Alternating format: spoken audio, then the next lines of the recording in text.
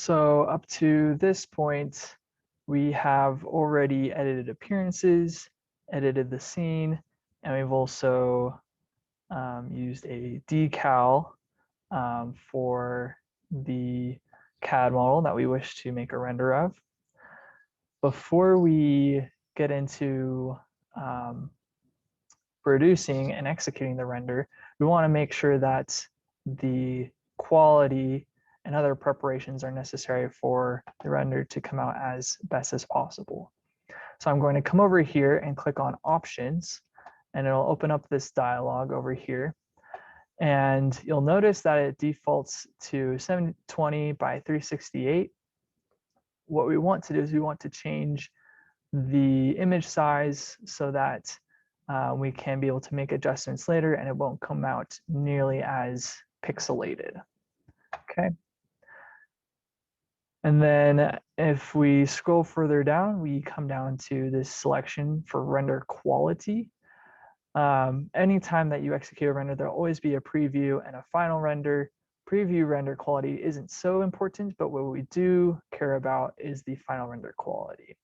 So if I click on this menu select, we have this range from good, better to best and maximum.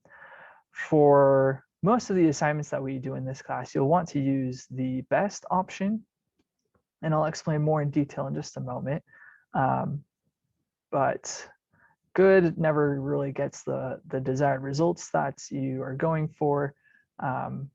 Better does a decent job if you're, like, let's say you're in a time crunch and you just need something that will work, then this is kind of your option. For the purposes of our class, best is what we want to use every time. Maximum doesn't have too much of an improvement.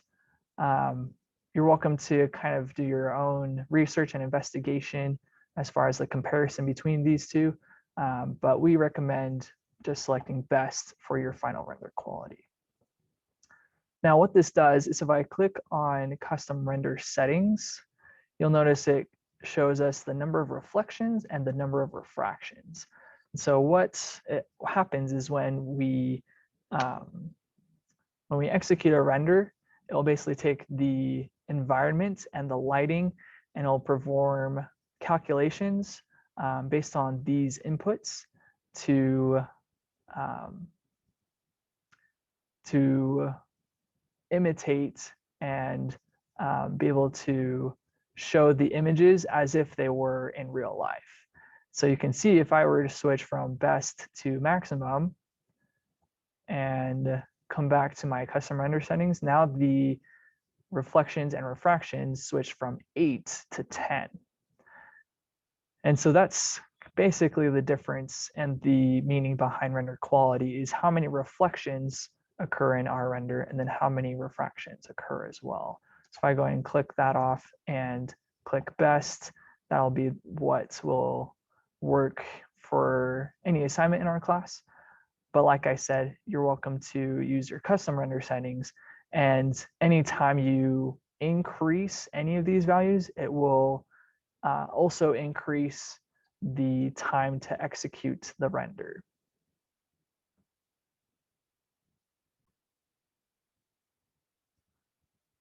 So another feature that's really helpful with rendering is being able to control how much of the environment we want to actually have our render executed for. Because I have all this extra image space, I don't really care for anything that's outside of that goes beyond the region, unless if I'm going to use this entire image here for what I'm going to submit. But if I only want this portion here to be rendered, I can come over to render region, and we'll see this pink box that pops up, and I can basically control where I want this box to be located so that it is around my part, and I can also resize it as well. So that way I'm not waiting for so much time for all this extra space to be rendered. I can only have this region have the reflections and refractions executed so that I can capture the lighting and the materials for my my CAD model.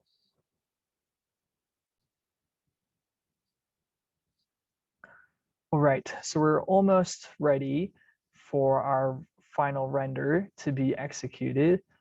There's one step that we still have yet to complete, but what we'll do for that step to be available is I'll actually come up here and click on Final Render. And you'll notice this dialog pops up asking to add either a camera or turn on perspective view or continue without a camera. This part is completely optional. You are more than welcome to either just use perspective or continue with camera perspective. And this dial will close up, and then you would just have to click on Final Render one more time, and then it will be able to execute the render for you. Just to show you how to add a camera, we'll go ahead and select that option.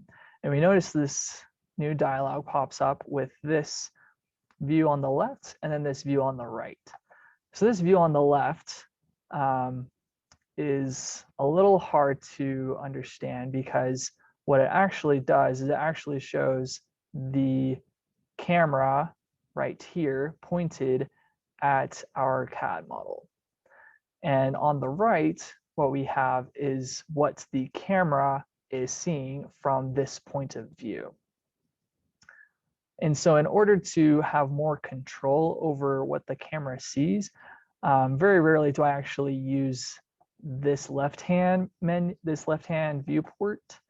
I prefer to use the right hand because, as you can see, I can control what the model will eventually look like in the image. And as I'm moving around, you can see that the camera is also on the left-hand side is also moving around as I go about this image. And you'll notice that even though my camera is moving around, the background doesn't change at all. It's only the CAD model that I am able to orbit and rotate about. Okay, and of course, just with the camera, I can zoom in, I can zoom out, and be able to have control over these points in order to be able to control basically what is going to take place for the image to be taken. As far as the target point goes, this is usually helpful for the camera to have at least some feature or some part to come into focus. And so since I have the decal on the main body, I want to make sure that the decal comes out really sharp. So I'm actually going to select that as my target for my camera. Once I've selected that, I can still come around here and be able to orbit and control what the image sees. You'll notice that because my CAD model moved a little bit, I can move my preview, the render region to fit my component. Or if I want this to still capture this portion of the background, I can control and scroll wheel move this around so that way now I'm back inside my render region.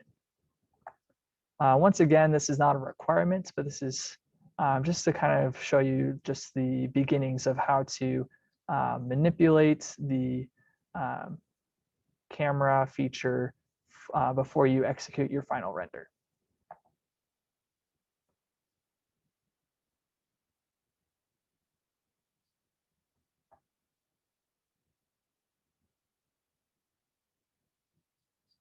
So now that we have prepared the appearances, the scene, the decal, and the other settings and camera options, now we can finally come over to final render.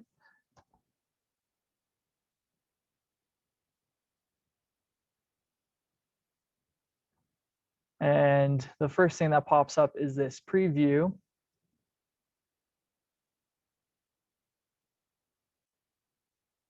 And we can see that it starts off as pixels, and with time it will be able to execute the render. And then just behind this, we see the actual render taking place.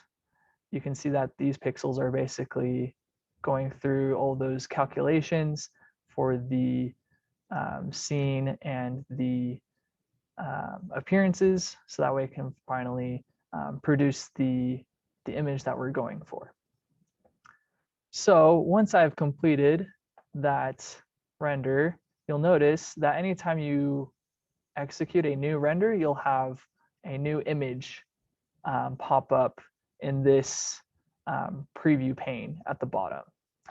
And so in order to export the image that you've just rendered, you just come over to Save Image, and it'll pop up this dialog asking for a location to save that image. So we're going to give this image a name.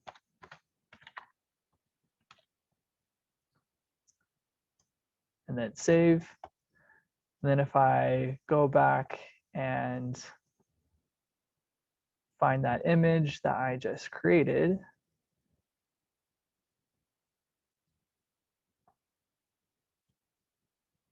we see here that now we have the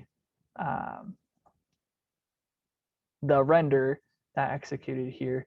You can notice that some of the appearances didn't quite come out the way that I had anticipated. I probably would have switched this around so that the decal would be actually showing. And so I can go back and make those adjustments so that the next render comes out much more improved. But you can see right here that it captures fairly well the reflections of the brushed steel on these motors, as well as the look and the feel of this image. And so if I wanted to have this image be larger, I can basically save this and crop it, so that way I just have the CAD model as the focus and takes up more space of the image that I'm going to use for either submitting or for a portfolio or any other project that you're working on. So hopefully these tools are helpful, and of course you are more than welcome to explore and ask questions so that you can get more skills and experience with rendering, as rendering definitely comes with time and practice.